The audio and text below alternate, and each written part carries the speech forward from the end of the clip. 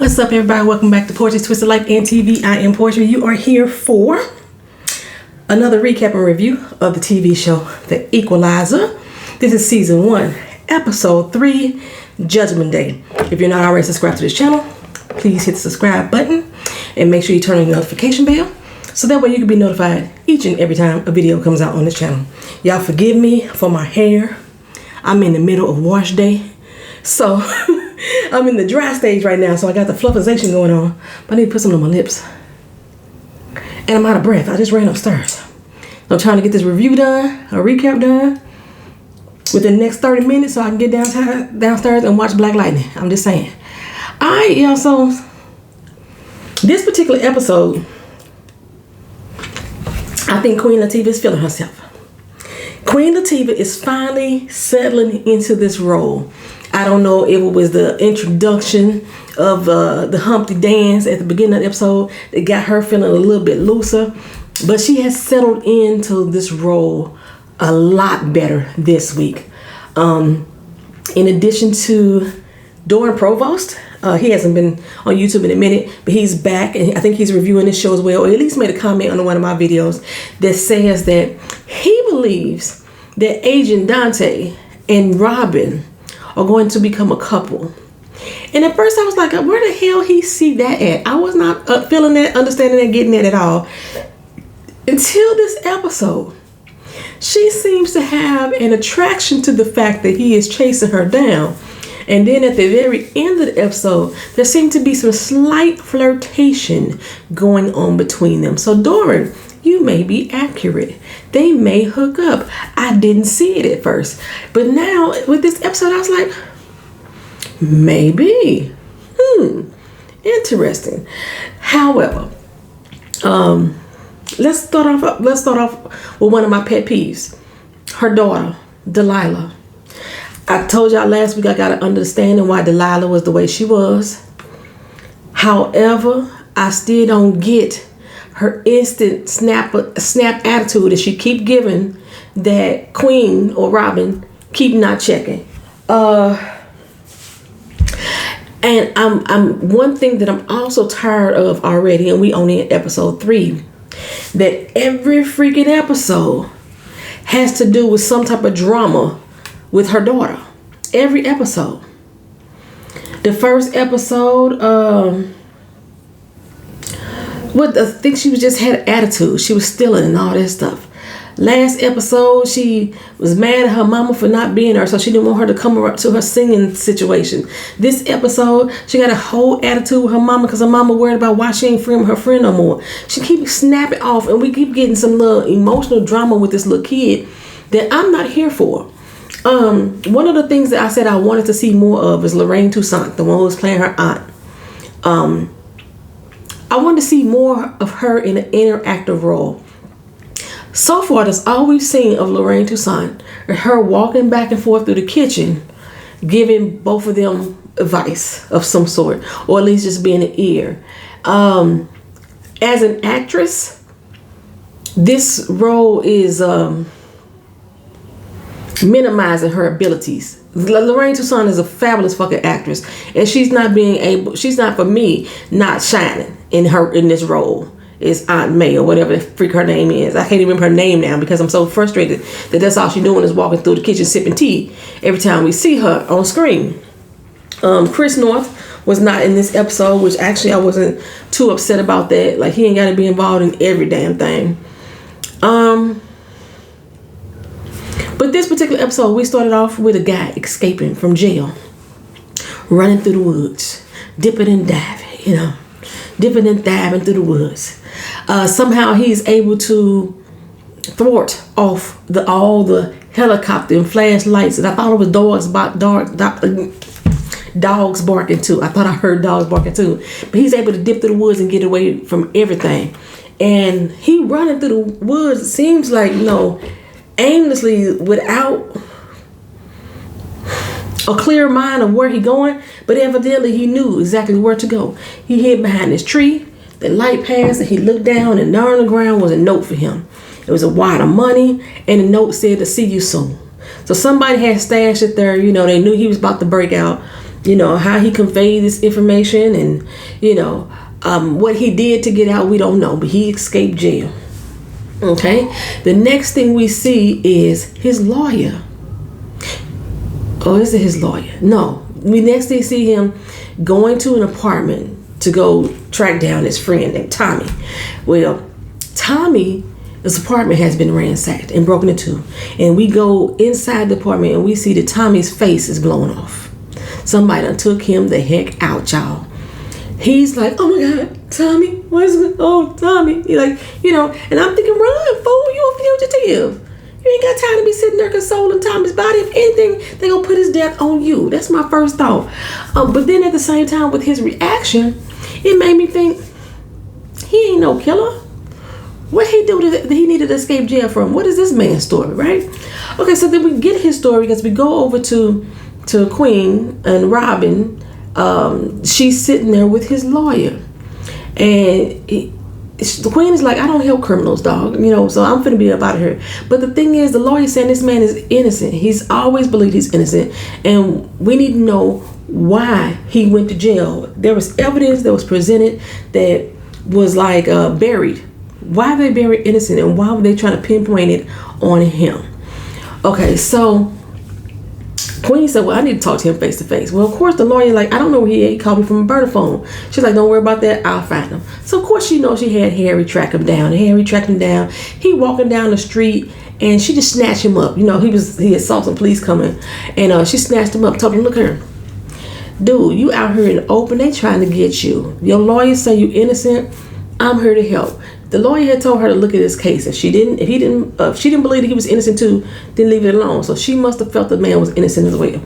So go look at his case, and she caught up to him, and it wasn't much of a struggle. She was able to manhandle him on the street, which I found odd. Trust me, this dude been in jail for a few years. 10 years? He know how to fight by now. You know what I'm saying? Somebody just gonna snatch him off of the street like that without no fight, no tussle. I didn't believe it. But still. Okay, so he said that while he was in jail, his homeboy Tommy had overheard some dude named Preacher confess to the crimes in which he was accused of. And he was escaping so him and Tommy could help clear his name.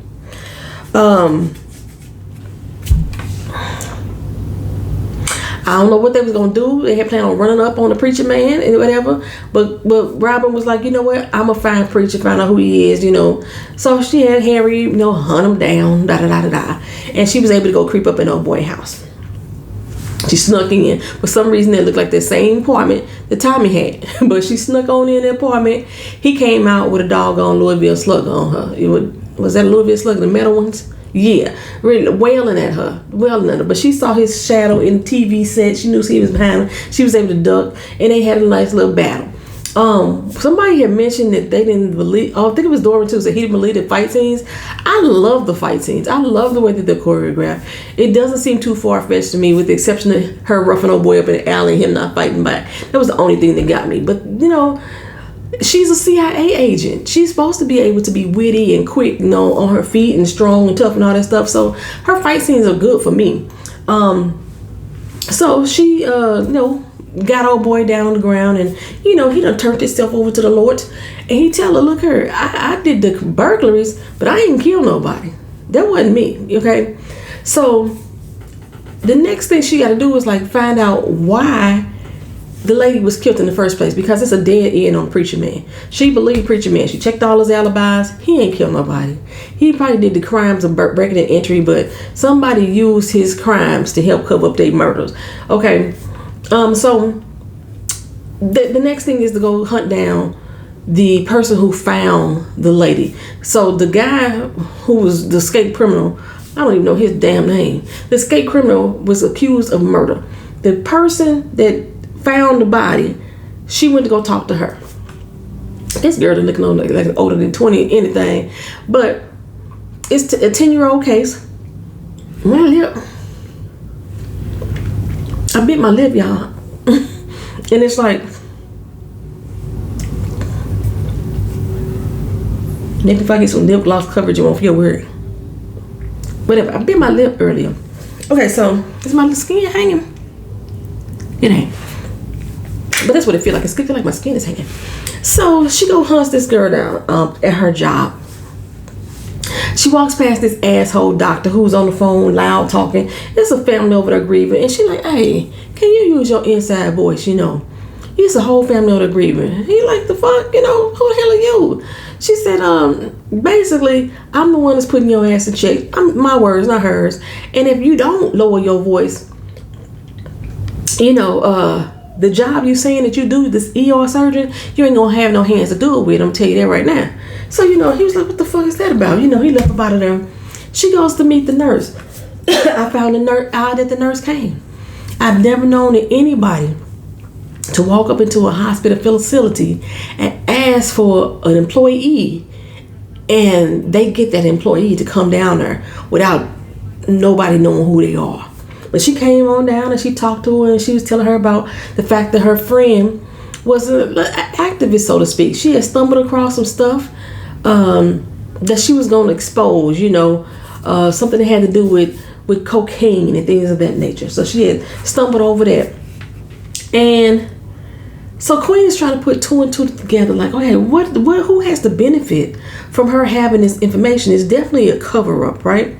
So on the flip side of things, Detective Donte is still out here trying to figure out who she is.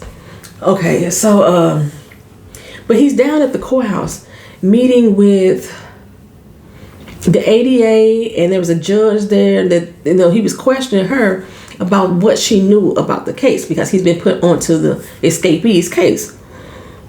And the lawyer is like, ADA is like, how dare you insinuate that she know anything, that she hidden anything, that she didn't look at all the information. She said, I'm not accusing her of anything, I'm just asking questions. My lips, it's really peeling. Y'all see that? Actually, no, I just feel like it's peeling. But anywho, so now we got this judge here who's like, look, you need anything else? You need any more information? Let me know. But the ADA seemed real suspect to me. Okay. But on the flip side, Robyn needs to get some information. And the only way she figures she can get some information on what's really going on with the case, compare the information that she has gathered to what the police already know, is to contact Donte. So she called him up. And he like, who this? She's like, I'm the person that's on the screen in front of you. And he turned around looking like, wait a minute, she see me? Donte, we know that you're obsessed with this woman. She's the hunt for Red October for you. You want to hunt her down. So they exchange information. He's intrigued to help to find out what she knows, and so she go ahead and share it with him. Like, look, her, I ain't playing no games with you. This is what I know. This is the reason why I believe this. And she's like, so I need you to get some information from me. He's like, why would I do that? She said, because I think that you want to do the right thing. You seem like that type of person.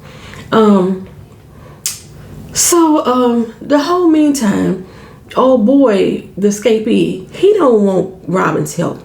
But Harry and the team have decided we're going to help this dude anyway. We ain't getting paid for it anyway. And he's in trouble, so we need to help him before he get killed. So, but what he's doing in the meantime is trying to talk to his son. He got a son that is out here robbing and stealing, breaking into cars and things like that.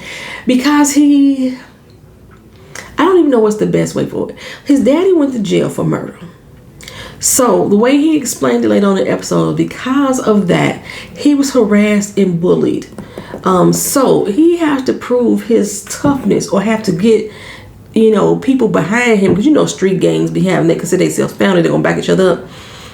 So he has to, become what he despised in order to get respect on the street. That's the good way to put it. So the daddy trying to talk to his son, trying to make him understand, I didn't murder nobody. I need you to trust and believe in me, right? The son called the police on y'all. Would you call the police on your own mom and daddy? If they out there getting the police looking for them, they escape from jail, and they come to have a conversation with you, would you be dialing 911? His son was like, I heard there was a reward out for you. Did you get the reward? That's what I want to know. Did you get the reward? You just turned your daddy in for no freaking reason. So he got locked the hell back up. Now they in dire straits, because the lawyer is like, come back to Robyn is like, look here, he done. His own son turned him in. He losing all hope. That was the only thing he was doing all this for, was to prove to his son that he was an innocent man. so his son can hopefully turn his life around. Well, they got information on who the prosecutor was on the case. It was the judge that Donte was speaking to earlier, right? And they come to find out that the doctor that she bumped into and threatened, the ER doctor, he had something to do with it. The judge's son and that dude was best buds. You know, I don't know if they was bumping uglies or whatever, but they was best buds. And the judge took it upon herself to cover up what was going on. The doctor was had like 3 LLCs or something or another, that he was masking drug trafficking, you know. And once the chick was killed back 10 years ago, the chick was killed by the judge's son. He closed all the business, took the money and run type of situation. That's basically what he did. Except he didn't run. He stayed around, just being an asshole at his job.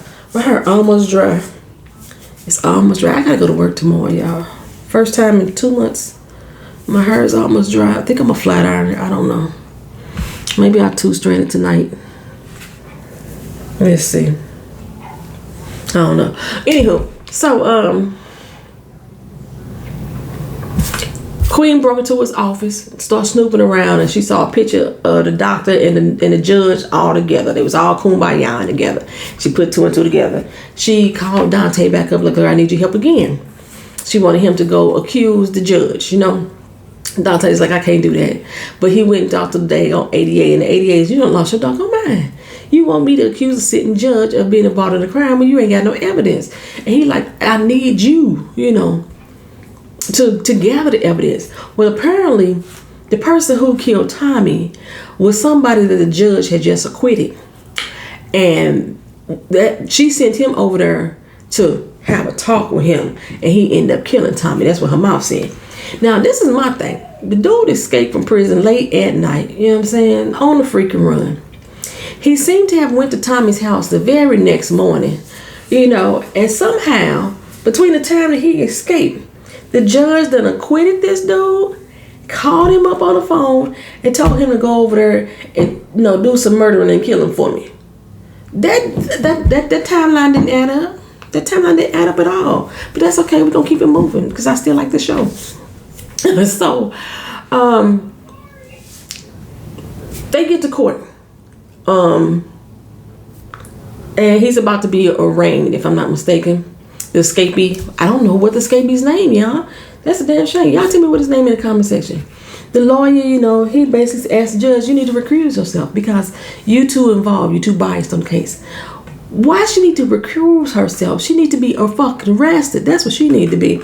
And she's like, you know, denied. You know, like how you ask a judge to remove themselves and they are the ones with the power to do it. So he went about like, no, I got more evidence that you tied in, embarrassing evidence, embarrassing paperwork. No, denied. Let's move on. He went another route, trying to say, this is what you did. I got this on you, got that on it. She was like, boy, if you don't shut the hell up, bailiff, clear the courtroom. You finna locked his ass up for attempted court. She called him up there like, I don't know what you got going on, what you think you got going on, but it's finna stop right here, right now.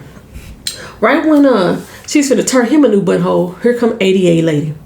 88 lady walked in and said, Judge, not so fast. Not so fast.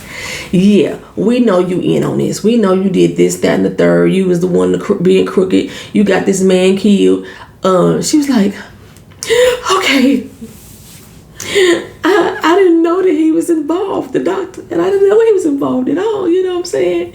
And when I sent Tommy, the dude over there at Tommy's house, all he's supposed to do is have a conversation with him. I didn't know he was going to kill him. Really, ma'am? Really? Really? Really?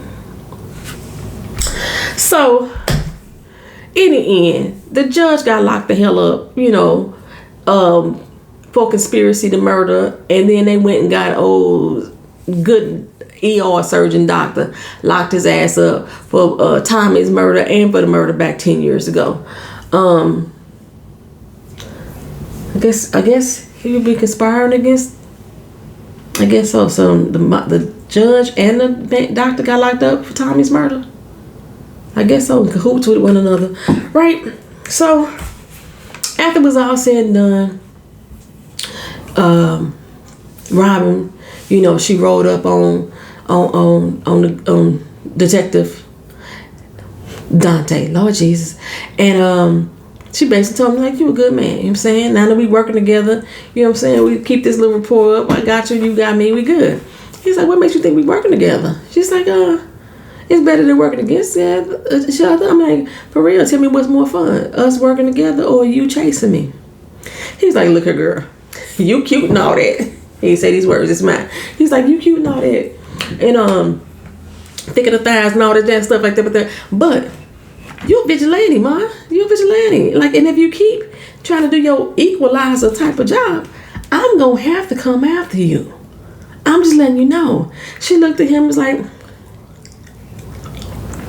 I mean, she licked her lips like that for real, but still, you know, she looked at him like, boy, if you didn't, I'd be very disappointed. I was like, look, all the flirtation, this queen flirting with that boy like that. And he like, you see him bite his bottom lip? That's flirtation right there. That's flirtation. So like I said, Dora might be accurate. They gonna get together. I don't know. I just don't see them together though. But they might, you know, get together and bump some uglies once upon a time. Ain't no telling. That's pretty much the whole episode though. The whole rest of the episode had to do with Delilah's whole little funky ass attitude about her mama trying to hook up her friend. I ain't got time for it. Can we get something different with that storyline? You know what I'm saying? Can we bring in the father? We ain't met him yet. You know, give us another dynamic to her home life than dealing with her daughter with her whole smart ass mouth. I mean, she did try to come check her later. You know, don't be coming slamming the doors on me and stuff like that. You know, I overstepped my whatever. Forget the slamming of the door. Quit talking back to me, little mama. Like, for real. That's how I feel about that. That's pretty much it. If I missed anything, y'all let me know. It wasn't a lot of action in this episode. Like I said, just with the exception of that one little fight scene that she had with the preacher dude. There wasn't a lot of fight scenes. I kind of appreciate the fight scenes, though. So I wish there would be more of them. I like to see this. This should be an action show for me. And I hope it don't turn into no love story. Like I said, if her and Dante's trying to get together, I hope they'll become the focus. I really don't. All right, y'all let me know what y'all thought about this episode of The Equalizer. I'm finna cut this off and go downstairs and watch Black Lightning. I'll holler at y'all in the next video. Peace.